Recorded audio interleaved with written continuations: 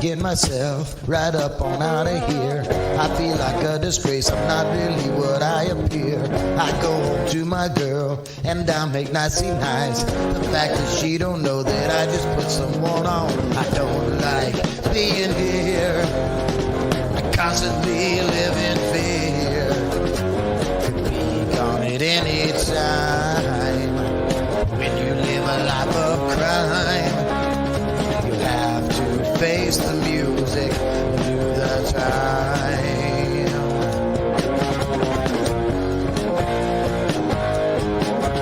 I'm trapped again, and fate as always hasn't arrived again. I always get caught in my life of sin, but I just keep on going back again. You know I'm lost again, when all I wanted was to find a friend. Someone that I can always depend on to help me find my life again. You know I'm trapped again.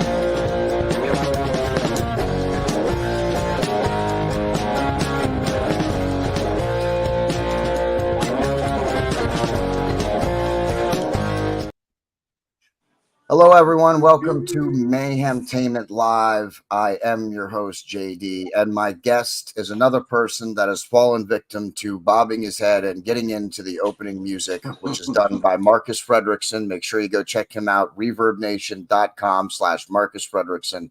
That particular song is called A Friend. Make sure you give it a listen. Go listen to all his music. Share out your favorite. Tag us in your posts or leave it in one of our as a comment to one of our posts. Mike D, wrestling from the 313 in the house to talk football. It's always nice. I think he likes coming on to talk about football because he talks about wrestling on his show, Wrestling from the 313, which you can find on Facebook, YouTube, TikTok. Make sure you go give him a follow and tell him that Mayhem Media sent you. We're going to give a shout out real quick to Crander Q, Friends of the Squared Circle, and of course his Red Ape Graphics. He's great at making lots of visuals, lots of screens. So if you need some help with that with your show, hit him up. Very reasonable prices. He's excellent. We're going to give the Wrestling Society Network a real quick shout out. They host us on their website as part of their partners in their podcast room. So you can find a link to our YouTube channel there. So we want to give them a shout out. And of course, Wrestling Fans United, WFU, they got an upcoming event here in early October. And it's going to be a great one. So check that out. We've been making some promo videos for them. And we got another one that'll be coming out here at the end of this weekend or early next week. We'll be releasing another of their promo videos for them. So shout out to them as well. Mike D. What up, though? What's going on? Oh, man. Earlier you asked me what was going on. And, networking, creating affiliates, making friends. That's just as much work sometimes as doing the show. Right. Which I know you know. Yeah, definitely. So, Mike D, you're killing it over there in the 313. I do want to take a minute. We are going to talk some NFL today, but I want to give you a second. How are things going over there? You are just killing it over there from what I see on social media. Oh, man, everything's cool. YouTube channel has blown up like crazy. Like, we went from, in August, maybe like 76 followers right now. I just checked my phone earlier, went on my YouTube channel. I think we had 832 subscribers. Yeah, so you got over 100 somewhere.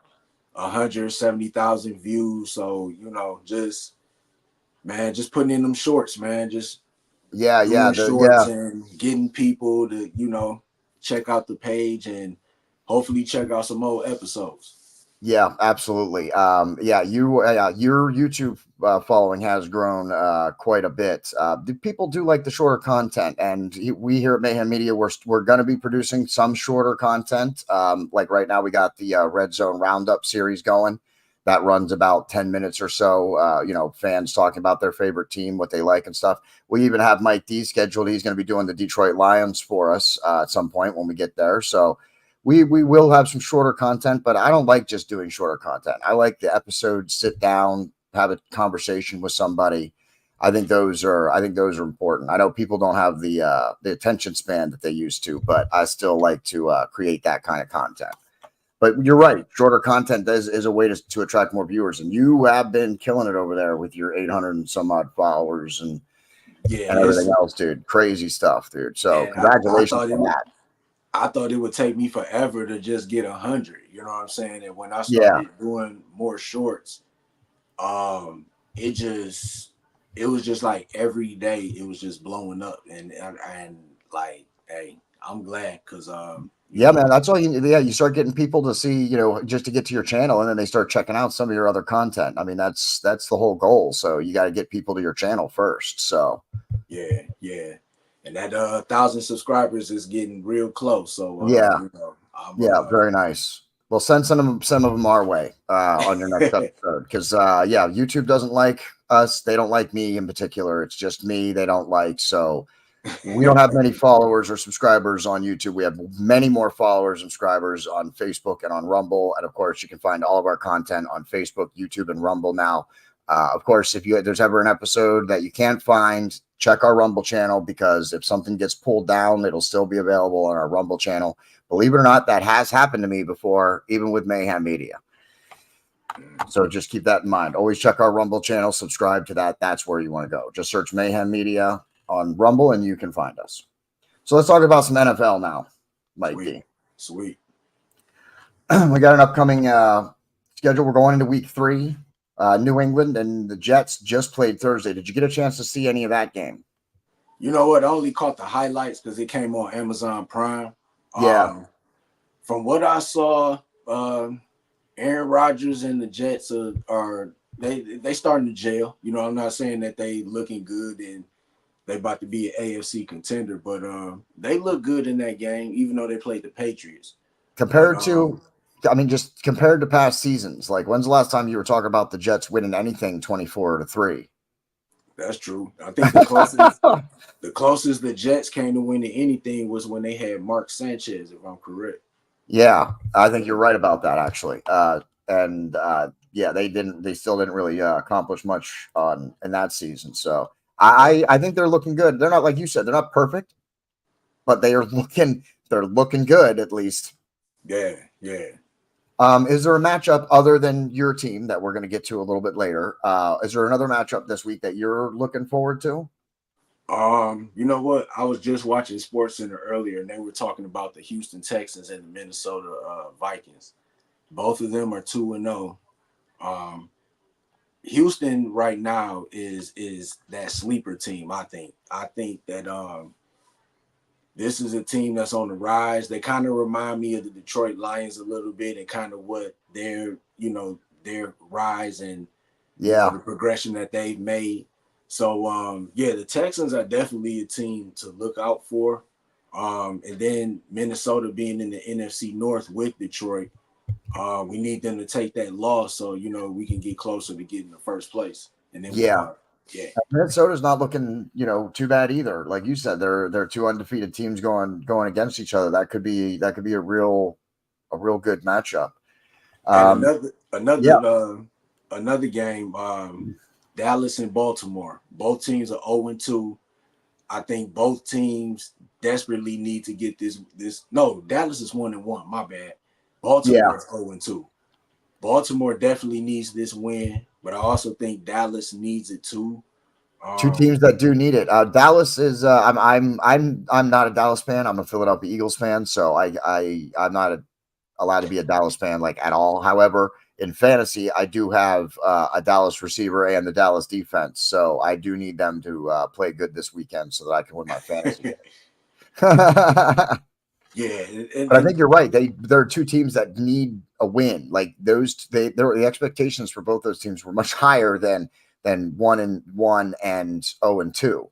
yeah. So, But I think with Baltimore, like their losses weren't blowout losses. They were like losses that were like by a few points. So it's not like they're getting blown out or anything like Dallas did last week against the Saints. yeah, But but you still but Baltimore still need to get you got they to get still those need this wins. win. Yeah, you got to get those wins when you're winning a touchdown, especially. You got to be able to try and figure out a way to pull that win out, especially Especially when early in the season. It's only going to get harder. especially when you got Derrick Henry on your team. There's no reason why Derrick Henry shouldn't have the ball. There's no And reason Derrick Henry. Listen, there's a lot of running backs, and I'm a person who thinks there should be a balance of run and pass. Okay, I think that these teams who just go all pass, I think it's easy to cover them. I think it would be easy to play defense against them. Not easy, but easier when you don't have to defend against the run. If no one's running and it's always going to be a pass, then you know it's going to be a pass. The run is important in the NFL, and I think some teams are starting to notice that. And with a guy like Derrick Henry, man, Derrick Henry should be having the ball minimum 30 times a game. I agree. 30. That's a lot right there. I know he's an old head too, but I get it. But I think he should be going 30 times a game. He should be going 30 times a game, at least 25, and then have a secondary back that should be getting at least another 10 to 15. I could say I could deal with that. They would Yeah. definitely need it for that many rushing attempts. They would definitely need a good backup running back, or they would have to like switch it up or whatever. Yeah, I mean, a running back by committee is also another big thing that a lot of teams use, and I think I think with a guy like Derrick Henry, I know he's getting older, so he may not have the exact stamina, and you want him to have the longevity for the season, but I think you could easily give the ball to him 25 times a game, and I think you'd be fine. I think that's what you need if you got Derrick Henry. I think you pound the ball with him 25 times, switch it up with another back, another 10 to 15, and I think you're going to open some stuff in the passing game as a result of that. Yeah. And then it's just, Baltimore is supposed to have better receivers. And then, of course, you got Lamar Jackson, who's a league MVP. To me, it really, like I said, they losses weren't bad losses. They were losses by a few points. But with the offense that they have, especially when you got Derrick Henry, you should be 1-1 right now, if not 2-0. Yeah, and Lamar Jackson. I mean, you got, and he does have good receivers. And yeah, I was saying Derrick Henry rushing, 25 or 30 times, and that's with Lamar Jackson. Of course, the chances of him getting that many, you don't really. I guess you don't need him to have that many because you have Lamar Jackson who can run the ball. But I think eventually you're going to want him to try and stop doing that. Like I get it, people. You don't want to try and contain a guy who likes to run and throw the ball. I get when you try and turn them into a pocket passer, it doesn't work out. You got to let them.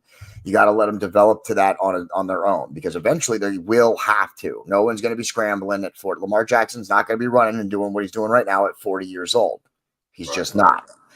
So eventually he will have to make the adjustments. But for now, yeah, when you got a guy like Lamar Jackson, you need to let him definitely get out there and run it. With Derrick Henry, man, yeah, there should be pitches and misdirections and screens. Like, I don't know what Baltimore definitely shouldn't be 0-2, not 0-2. Well, they got a chance to clean all that up. They playing against Dallas. So, Dallas is like, well, I hope they don't score any points. They so overrated to me. It's just like, I don't know. Dallas? You know what? I'm not gonna say they overrated until Jerry Jones say, you know what? I need to bring in a real GM and let a real GM put the team together. Oh, he'll never do that. Dallas is always going to be what they are. Jerry Jones likes to get involved too much. As long as when the owner gets involved with the general manager and the coaching and their decisions, it is never good. And on paper, Dallas has a phenomenal team. They have a Super Bowl team on paper. Why aren't they executing it? Why aren't they able to reach that? It's in the coaching, it's in the front office, it's in the staffing, it's in the prep, it's somewhere in that where there's something not working. So Dallas is a good team, but yeah, they got their problems, certainly. And I think Jerry Jones is at the heart of it. Yeah, I think he needs to stay in the owner's box, sit there and enjoy the show. Yeah, I definitely agree. I say Jerry Jones is the Vince McMahon of Oh my, I do, dude. Yeah, absolutely. I was just thinking the same thing, actually. Yeah, absolutely, 100%. He's the Vince McMahon of NFL owners. You know what I'm saying? Yeah, So, and if he doesn't watch out, he's going to get forced out one way or the other. Yeah, as long as he's in, he's gonna keep control. You know what I'm saying? He's not letting it go. So, hopefully something turned around for Dallas, because it's just like it's just the same thing with them over and over again every year. Yeah. I'm looking over some of the other games here. Kansas City, Atlanta, that'll probably be a good one. Buffalo is just going to destroy Jacksonville. I'm a Doug Peterson fan, and I really was hoping he was going to get it together with Jacksonville this year, and they were really going to put up a strong performance. But I think Buffalo's going to crush Jacksonville, and then Washington and Cincinnati, the other doubleheader on Monday night. Wonder why they chose to have two doubleheaders on Monday night. Well, one of them is against the Commanders against the Bengals. So there you go. Yeah. That's not going to be a highlight game either. Although the Commanders won last week. So there was at one time they used to have triple headers for Monday Night Football. Yeah, that's true. You're right. Let's see. There was one other thing that I was going to say here. I think it was New York and Cleveland. I don't think that's going to be a very good game either. Oh, no, that's not Miami. Tua. What do you think? What are your thoughts on Tua? Did you see him take another concussion? Oh, yeah, I saw it. What do you think? You know what? I think he's got to be done, right?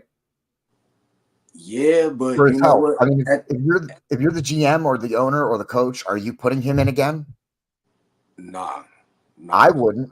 For his own safety, I'd be like, Tua, I love you. You're not going in this game. I don't care. You sit on the bench, help where you can, but you're not putting a helmet on again. Yeah. I think the risk for him to take another concussion is too much. It's just too much. Like, I know football's a great sport and I love football and stuff, but he's had way too many concussions in his very short career so far. And I think that's bad. I think he's got to step back and retire. Yeah. I think anybody that's, seen the concussions that he's taking, they've been brutal.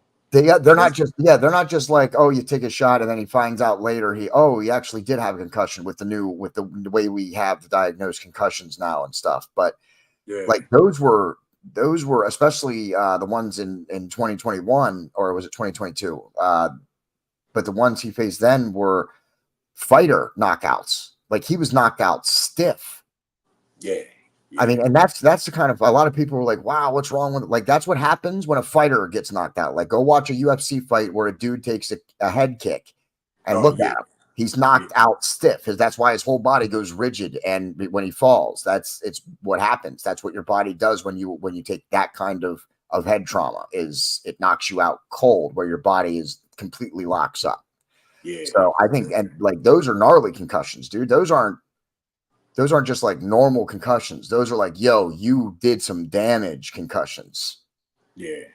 Yeah. So I think he has to be done. I wouldn't put him in again. I can't imagine another team is putting him in. I can't imagine another team picks him up. If the Dolphins let him go or refuse to put him in, can't imagine another team picks him up and puts him in either, for his own safety. That's just my opinion. That's true. But you know what? It's two things.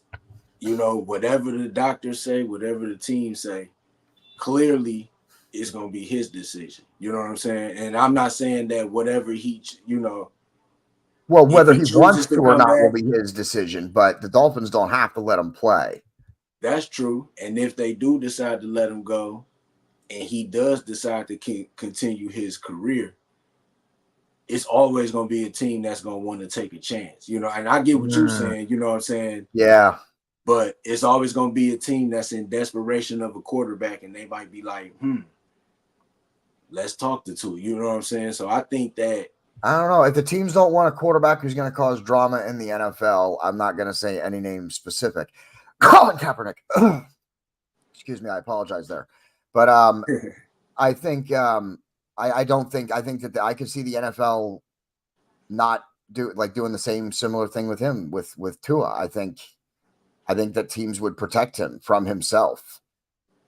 If I owned a team, I don't care. Honestly, I don't care, dude. I would use whoever else if I had to. I don't think I'd ever put Tua back in the game.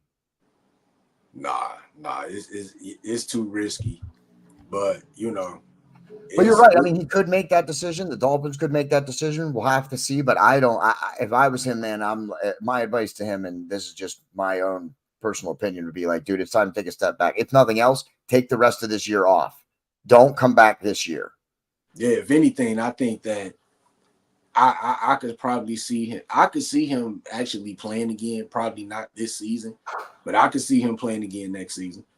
Man, I think that would be, I think that would be a mistake too, but I hope he definitely doesn't come back this season at the very least. Please don't come back this season. He would, if he did, he would have to miss at least 4 games because I got him on the IR right now. There's no way. Oh my goodness. Listen, all I'm saying is with the scrutiny with the NFL was facing with concussion protocols and stuff like that. And I get if doctors clear him or whatever.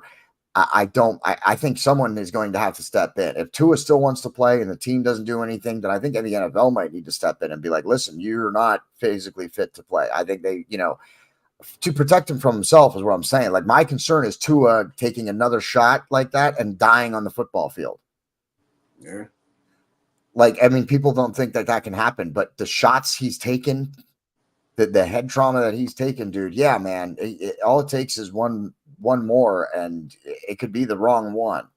I thought this year was another knock stiff shot. So that's 2 in 3 years where he's been literally knocked out cold. And it's his 4th concussion in 3 years. So that's ridiculous, man. Yeah. And I think I heard on SportsCenter or something that, or it was after the Monday night or after the Thursday night game, I think that the Dolphins actually had decided that that he is done for the season at least. So for this season, I just thought about that.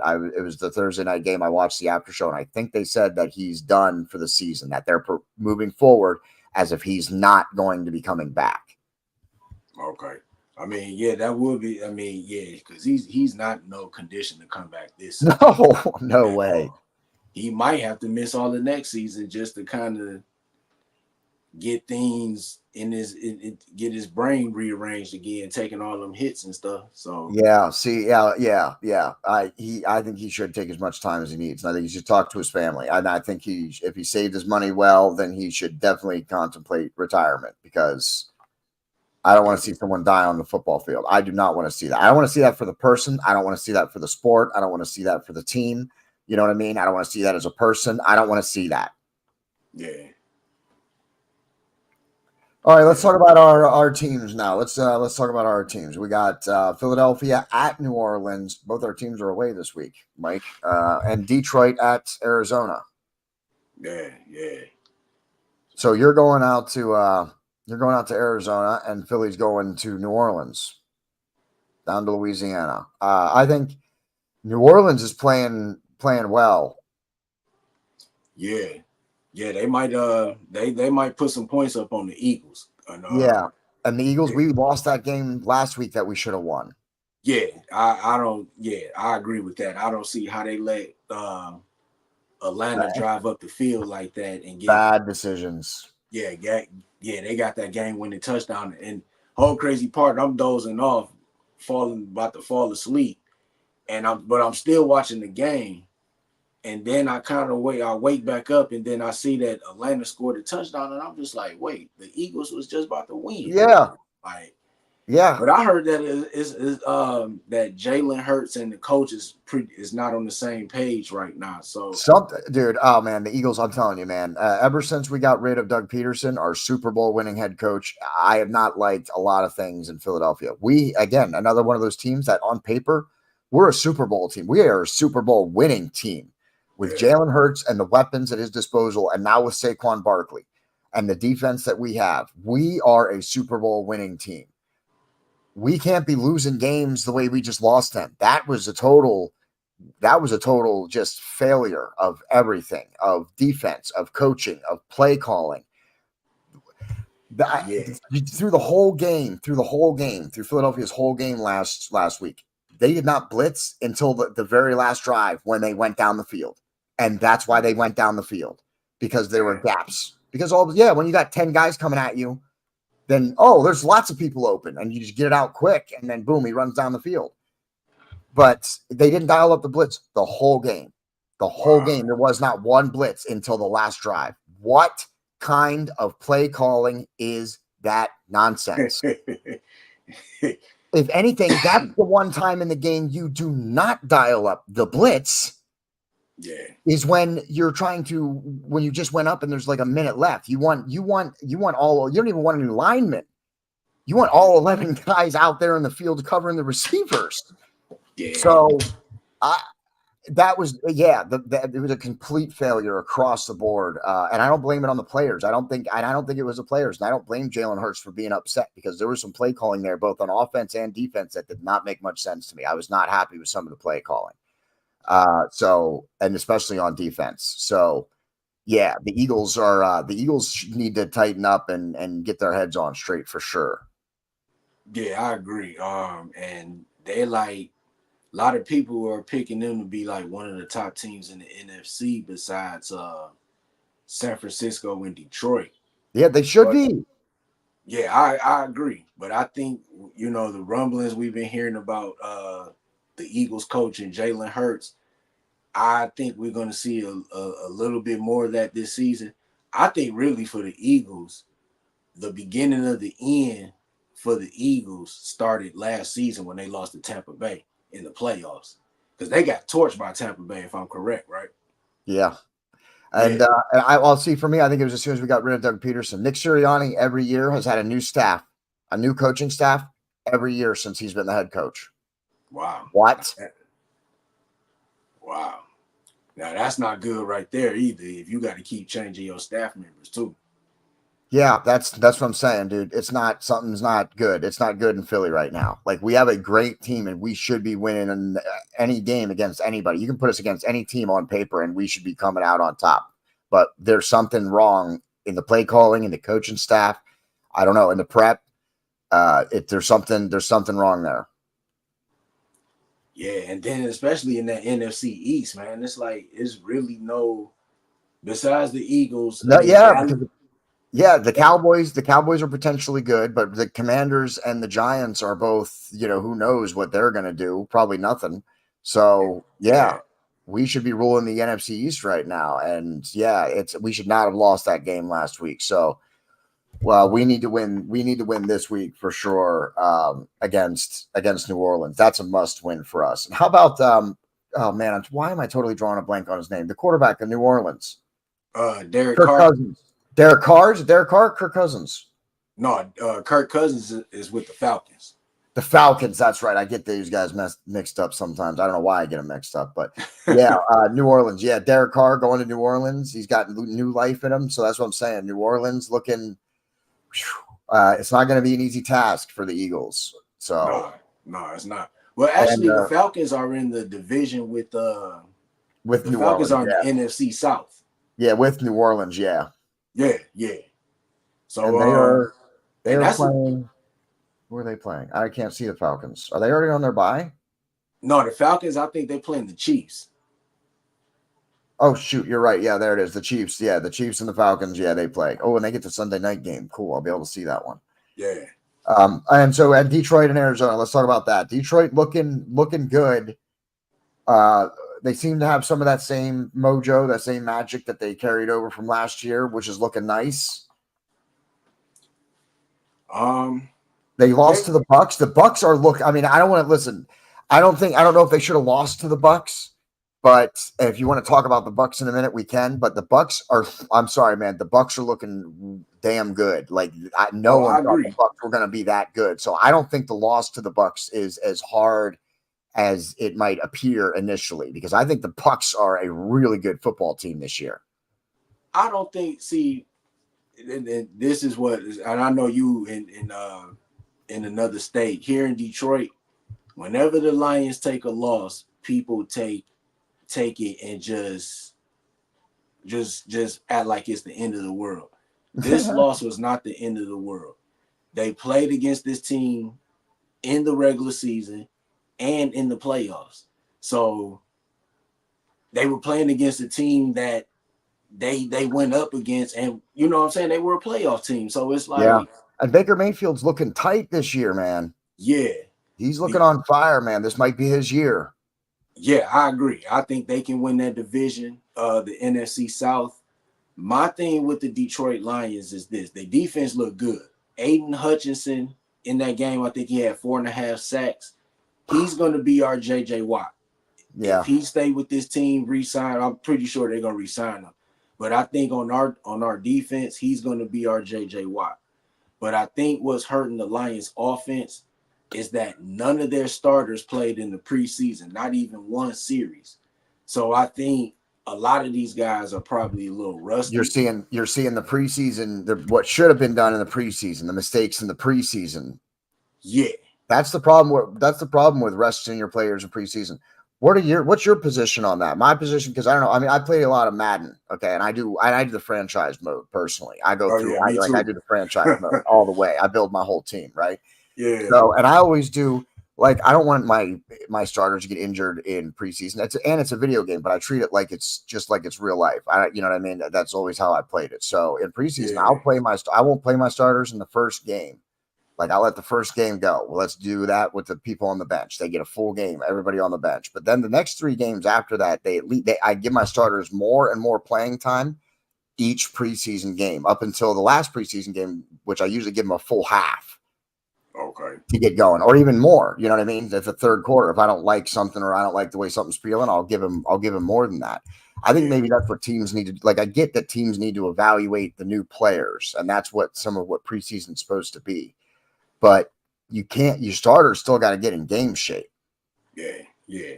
And I'm sorry, all the practice in the world doesn't prepare you for the speed of the NFL. Right. I agree.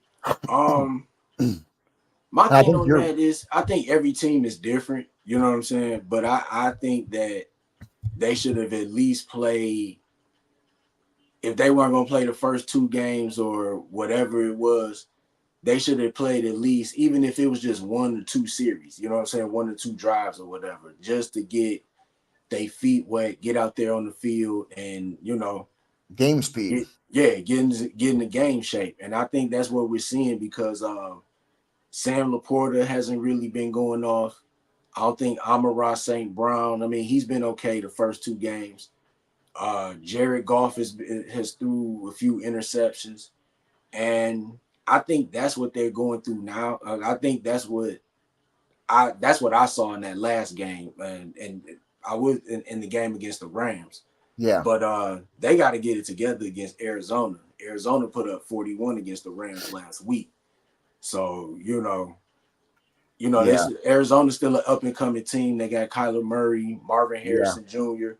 They got some good pieces over there on their defense, but Lions got to get it together, get that swagger back, and just get that winning record back again.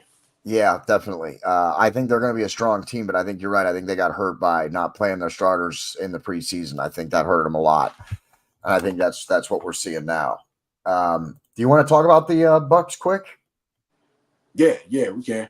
I mean, I think Baker Mayfield, man, he's looking better than I've seen him look since he came into the NFL, in my opinion. Yeah. And they got him a good team around them, so it's all right, dude. You good. I was knock something down, but yeah, I agree. You got to think about it. When he got drafted by the Cleveland Browns. You know what I'm saying? And that was like, they didn't know what they were doing with that franchise. They don't know what they're doing. They were drafting. They had different quarterbacks almost every other year, if not every year. So, you know what I'm saying? When you get drafted by a bad team, you can't really expect, you know what I'm saying, big progression. And that's kind of like what we're seeing with Bryce Young in Carolina. Like, how you gonna bench a young quarterback, a guy that you picked as your future, and you already know that you a bad team. You know what I'm saying? You expecting him to bring turn this bad team around in 2 years. Like, too much is expected of rookie quarterbacks. Absolutely. I would agree with that. Yeah, there's way too much expectations put on a new up and coming quarterback from college. You can't do that. Some of the best, not every, I've said it in other episodes before, not everybody's Patrick Mahomes. You know what I mean? Not everybody is Tom Brady. Not everybody can just pick up the football and immediately start playing. And even Tom Brady had half the season under Drew Bledsoe before he took over. Yeah. So you got to get a good quarterback, a good veteran quarterback to teach the young guys that you want to be your future and let them learn from the veteran quarterbacks. Even if you're bad for a season or two with the veteran quarterbacks, they're going to get better. Look at Aaron Rodgers. One of the best quarterbacks. How many, didn't he have 2 seasons under Brett Favre, or was it just 1? But he had a full season, at least 1 full season under Brett Favre before he took over the team.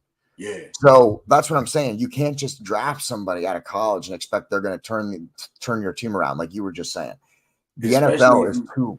Go ahead. Especially if you bad. You know what I'm saying? Carolina know that they a bad team. Yeah. You draft him. And honestly, me personally, I don't even care that if a bad team drafts a quarterback and puts him in, you know what I'm saying, put him in there right away.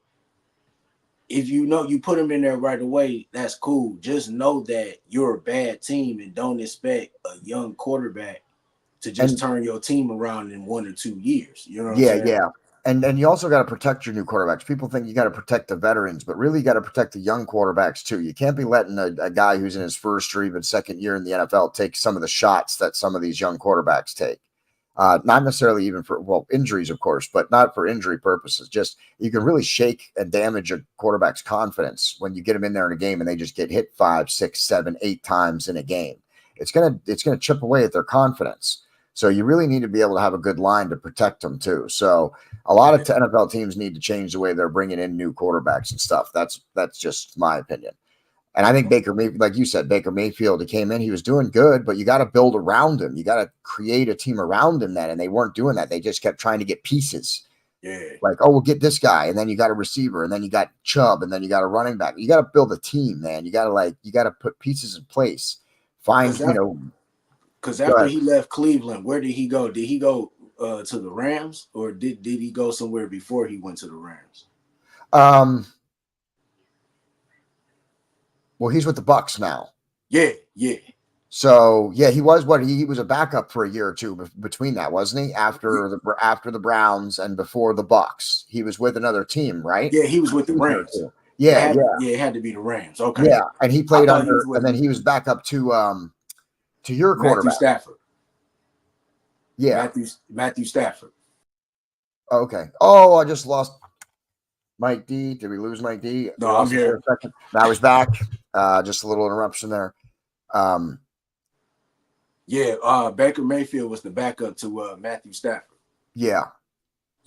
And when he was there, he kind of like revitalized his career a little bit. You know what I'm saying? Yeah. And then once he left there, went to Tampa Bay, and then got him to the playoffs, won the division, got a new contract, and took over after Brady. Yeah, took over after Brady and was able to hold the team mostly together and take them into the playoffs, even if they didn't get a Super Bowl win. They went into the playoffs. So yeah, Baker Mayfield, I think, is looking good. And I think Tampa Bay is going to be a tough team this year too. Yeah, I think they're going to win the NFC South. I don't know if they'll be one of the teams to get a bye week. But I definitely think they're going to be in the mix. The Saints, that's another team you got to watch out for. I think those two teams are going to be sleepers. Contenders. The contenders in the NFC South. Yeah. I think you're right on that. Yeah. And Philadelphia's got New Orleans. That's going to be a tough matchup.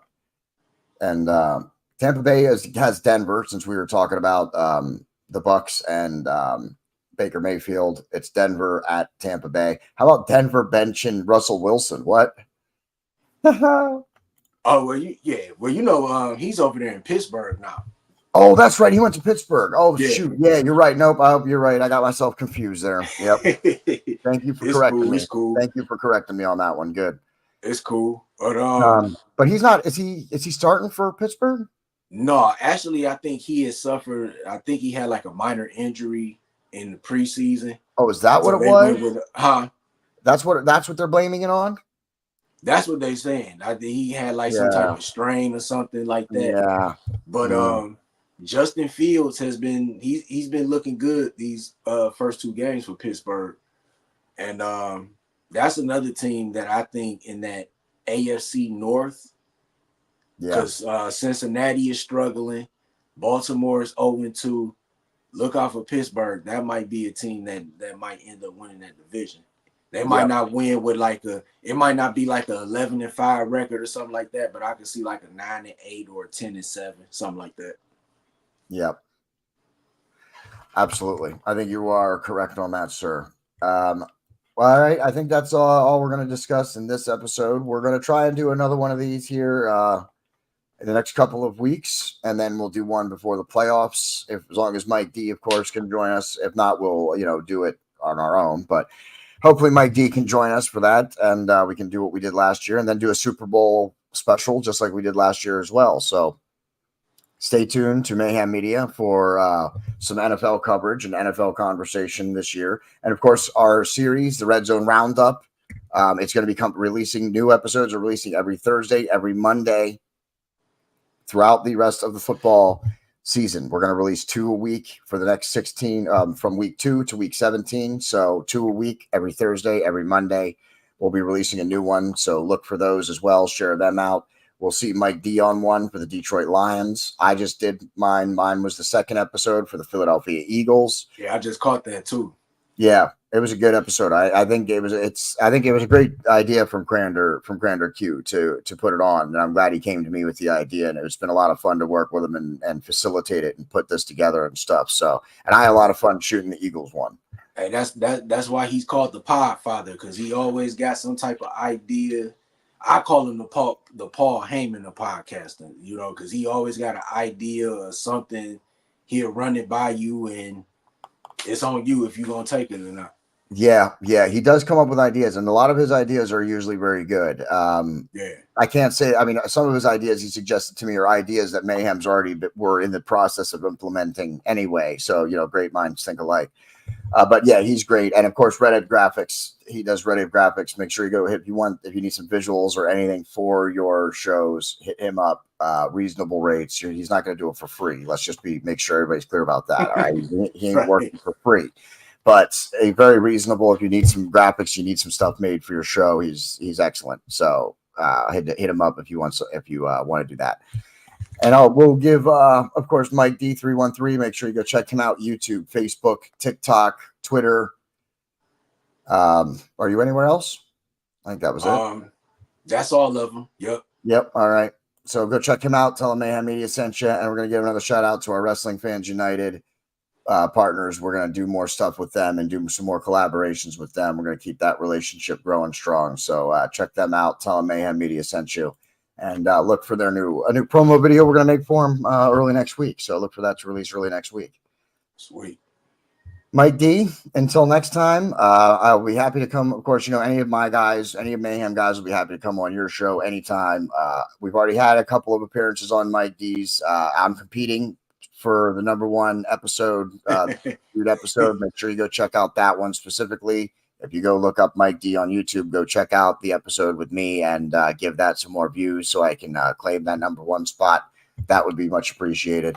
Hey, that Connor Clark episode has really been, a lot of people been watching that lately. Connor Clark, his episode is in the top 5. Your first appearance is the second most viewed, and just trying to push those old episodes, man, trying to get more views on them.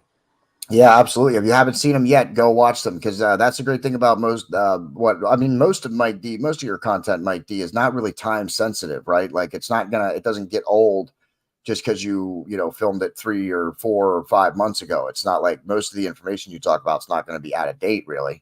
Yeah. So yeah, most of his episodes stay pretty relevant. Like you don't have to worry about how much time has passed. So go back and watch some old episodes if you haven't, because it's great content. So make sure you go check that out. Share out some episodes and of Mayhem Media's. Check out Mayhem Media's. We're on Rumble, YouTube and Facebook. You can follow me on Twitter at Mayhem Prez, and please share out our episodes. That's what we need more than anything right now, is just people to share out our content. That's what's going to help us grow the most. And of course, our storefront, pick yourself up a Mayhem Media t-shirt. We have mugs, travel mugs, sweatshirts, all kinds of things. And we got some new designs coming out in the next 2 weeks as well. So stay tuned to that. That's bonfire.com/store/Mayhem Media shop. And check that out. Pick yourself up something, or just share out some of our apparel. Sweet. Mike D, thank you for taking the time to come on an episode. I appreciate it. It's always fun to talk the NFL with you. I always love talking the NFL, so it's always great to get another smart person that knows what they're talking about on the show to talk about some NFL. So appreciate that. It's a lot of fun, and everybody share it out. And until next time, for Mike D, host of the Wrestling from the 313, I am the host of Mayhemtainment, JD, and that's the end. Peace.